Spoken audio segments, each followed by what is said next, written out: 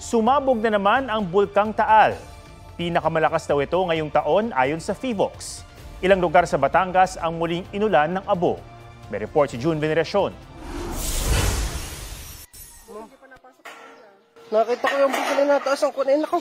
Wala. Gumising kaninang umaga ang ilang taga Batangas sa muling pagsabog ng Bulkang Taal. Huwag ang tutuloy, di ang laang. 4 na minuto itong nagbuga ng makapal na usok at abo. Kitang-kita yan sa CCTV camera ng bayan ng Talisay. Hindi naman direktang naapektuhan ng bayan. Normal naman po at tuloy naman po ang buhay.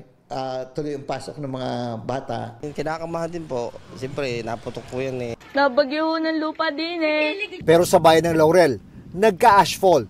Ang isang paaralan, nagsuspindi ng klase. Baho naman. Putik ay putik. Kaya paso. Nyayok tulo ay. Parang puro putik po yung ulan niya. Tsaka din po dun sa amoy ng bulkan. Masakit po sa ulo. Umabot ang abo hanggang sa bayan ng Agoncillo. Ang ilang residente, naglinis ng bubong. Pagka sa pinabayaan namin ito, mabubulok ko ang hero. So kaya kailangan linisin talaga? Kaya kailangan linisin po namin. Makapal po kanina.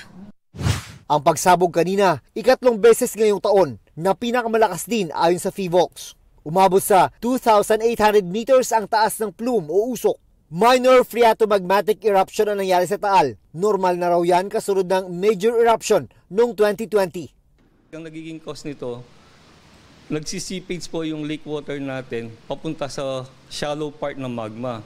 Parang ano lang po yan, pinainit na kawali, mainit na mainit. Subukan yung lagyan ng tubig, nag-explode po. Alert level 1 pa rin ang Bulkang Taal. Delikado sa kalusugan ng paglanghap ng abo at asupre o sulfur dioxide ng bulkan. Payo ng PHIVOLCS, magsuot ng face mask. Usually po, ang tinatamaan dyan yung may mga respiratory problem. Yung may mga hika, then sensitive din po dyan mga buntis, yung mga matatanda. Di lang Taal ang nag-aalboroto. Nagbuga rin ng abo at usok ang Bulkang Canlaon sa Negros Island pasado 3:00 ng hapon. Nasa alert level 2 pa rin ang Bulkang Canlaon. June Veneracion nagbabalita para sa GMA Integrated News. Huwag magpahuli sa mga balitang dapat niyong malaman.